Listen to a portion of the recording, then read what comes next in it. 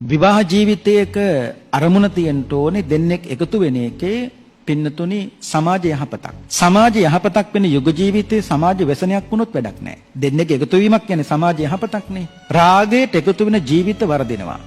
යුග ජීවිතයක කාමයට එකතු වෙන ජීවිත පින්නතුනි වර්ධිනවා. අද බොහෝ වෙලාවට සමහරු එකතු වෙන්නෙම පින්නතුනි දෙන්නෙක් රාගයටමයි, කාමයටමයි. රාගික කාමුක අරමුණු ඉෂ්ට කරගත්තට පස්සේ පින්නතුනි මිනිස්සුන්ට මිනිස්සු වැඩක් නෑ. ඊට පස්සේ ඉතුරු වෙන්නේ ප්‍රශ්න ටිකක් විතරයි. ඒ මොකුත් නිසා නෙවෙයි එකතු වෙන එකේ පින්නතුනි අරමුණ හොඳ නෑ. මිනිස්සු ඉවසන්නේ රාගය මුවාවෙන්.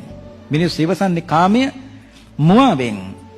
ඒ අරමුණු ඉෂ්ට කරගත්තට පස්සේ මිනිස්සුන්ට මිනිස්සු වැඩක් නෑ. දැන් හොඳට හොයලා බලන්නකෝ. බොහොම සුළු අතලොස්සක් විතර පිරිසක් විතරයි පින්නතුනි එකතු වෙන්නේ දෙන්නෙක් පින්කම් වලට. යශෝදරාව, සිද්ධාර්ථ කුමාරයා. යශෝදරාවට ඕන උනේ සුමේධා තාපස කාලේ යශෝදරාව තමයි මල් දුන්නේ කවුද? සුමේධ තාපසයන් වහන්සේට. මොකද්ද කිව්වේ?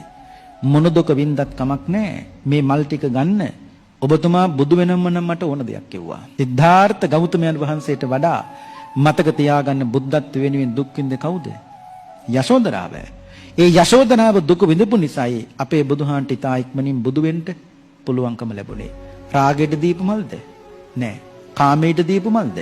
නෑ පින්නතුනේ, බුද්ධත්වයේ වෙනුවෙන් දීපු මල්. අද වුණත් අම්ම කෙනෙක් කියනව සමහරු, හාමුදුරනේ මගේ මහත්තයා මිනිස්සෙක් නෙවෙයි දෙවියෙක්. ඊළඟ ජීවිතේට මම මේ මහත්තයන් ප්‍රාර්ථනා කරනවා. වරදක්ද?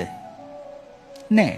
වරදක් වෙන්නේ කාමයට ප්‍රාර්ථනා කළොත්. වරදක් වෙන්නේ රාගයට පින්නතුනි ප්‍රාර්ථනා කළොත්. ඒක වැටහුණානේ. නකුල මාතා නකුල පිතා අමුතු කතාවක් නෙවෙයිනේ මේ ශාසනේ. නකුල මාතාව නකුල පිතා ඊළඟ ජීවිතේටත් ප්‍රාර්ථනා කරන රාගයටද? කාමයටද? නෑ. ඇයි? බුදුහාමුදුරුවනේ මේ වගේ මිනිස්සෙක් මට ආයි හම්බෙන එකක් නෑ. ඇයි? මගේ එක පින්කමකටවත් බුදුහාමුදුරුවනේ නකුල පිතාගෙන් බාධාවක් නෑ. නෝනට පින්කම් කරන්න හම්බෙන්නේ හොඳ මහත්තයෙක් හම්බුනොත් නේ. මහත්තයට පින්කම් කරන්න හම්බෙන්නේ හොඳ නෝන කෙනෙක් හම්බුනොත් නේ. දෙන්න දෙපැත්ත දැද්දොත් පින්නතුනි පින්කම් කරගන්න බෑ.